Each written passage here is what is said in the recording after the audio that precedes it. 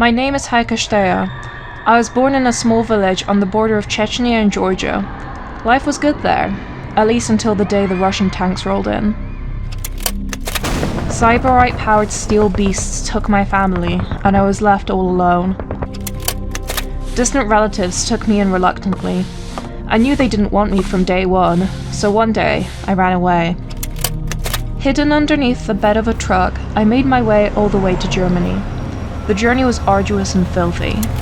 I was a 9-year-old kid, terrified of being found and sent back to hell at every border checkpoint. Eventually, I did manage to make my way to Germany.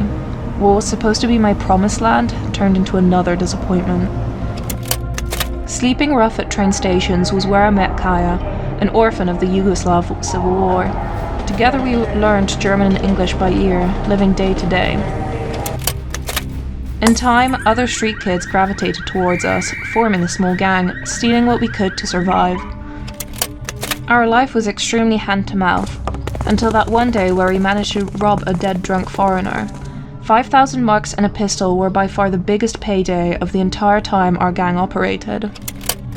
It took only a few days for me to learn the identity of that foreigner, Samuel Doherty. He told us himself when he had his buddies surround us with submachine guns. Instead of shooting us on the spot and taking what was left of his money, he offered us a job. On that day, a 15-year-old orphan became the 18-year-old German mercenary, Heike Story.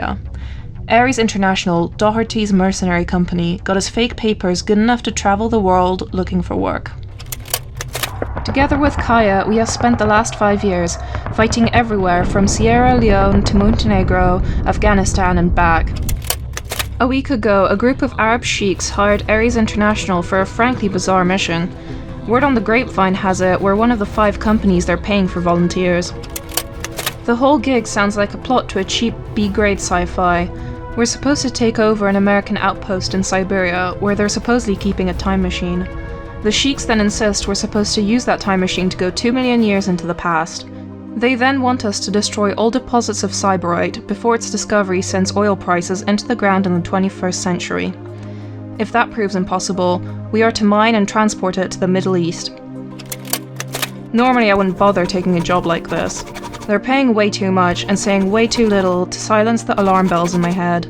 There is, however, one fairly significant but here.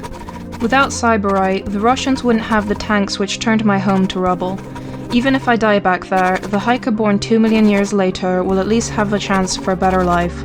If nothing else, maybe she'll have a brother left after all is said and done. I've always told myself, regret only what you haven't done. Tomorrow I'm joining the expedition to kick some Yankee ass. A part of me is genuinely curious what will come out of all this. May Allah watch over us.